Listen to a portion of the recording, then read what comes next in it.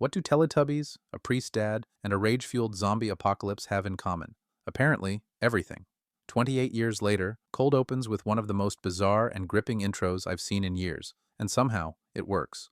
Danny Boyle is back in the director's chair, Alex Garland is back on the script, and the rage virus has evolved into something far weirder than just fast zombies. This isn't just a sequel, it's an entirely new chapter, and it's not pulling any punches. Let's talk about the movie that's got 95% on Rotten Tomatoes, a giant naked alpha zombie, and somehow, it still manages to make you cry over a skull.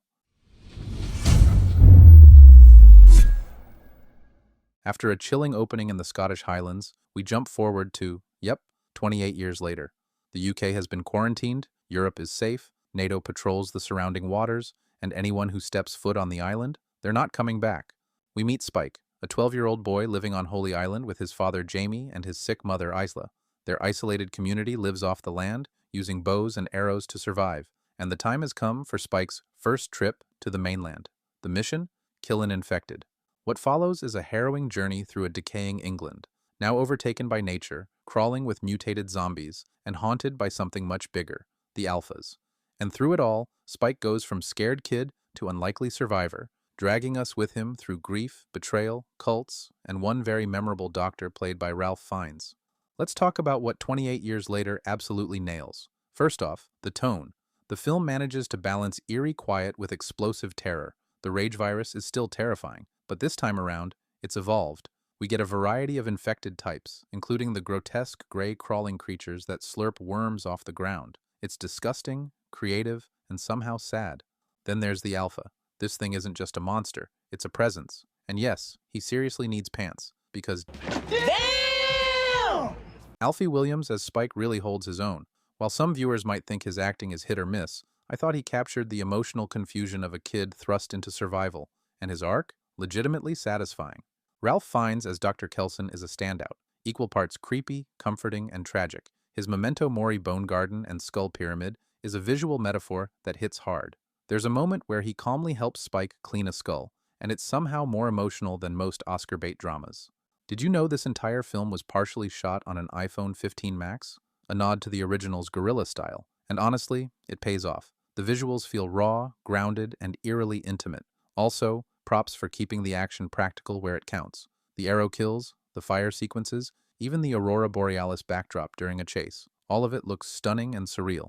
Now here's where things get interesting. This film isn't just about zombies, it's about legacy. Spike isn't just trying to survive, he's trying to find truth about his father, about his mother, about the world that failed them. The idea that a child is forced to grow up in a broken world is nothing new, but 28 years later leans into it with devastating honesty.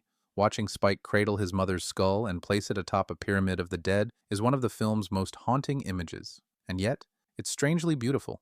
Dr. Kelson's line, "Every skull is a set of thoughts," stuck with me. It's a reminder that every life lost in this world had memories, pain, and hope. Now they're just bones. That's heavy stuff. Also, let's not ignore the religious symbolism. Jimmy, now grown up and leading a bleach blonde cult wearing matching shell suits, flips his father's crucifix upside down. It's dark. He's the product of trauma, just like Spike, but chose a very different path. So, is 28 years later worth it? Yes, but with a few caveats. The beginning is absolutely electric. The bond between father and son feels real. The new types of infected are terrifying, and there are some set pieces, like the flaming arrows, the train birth scene, and the bone garden, that I'll remember for a long time. But the middle section, when Spike takes his mom to find the doctor, drags. It slows the momentum. If you're invested in his journey, like I was, it still works, but others in the theater were clearly restless. There's also a tonal shift with the cult at the end. It veers a little too far into Clockwork Orange territory, with music and costumes that almost feel silly compared to the grounded horror that came before. For some, that'll be a jarring note to end on. As for the 95% on Rotten Tomatoes, that feels too generous. But I do recommend it.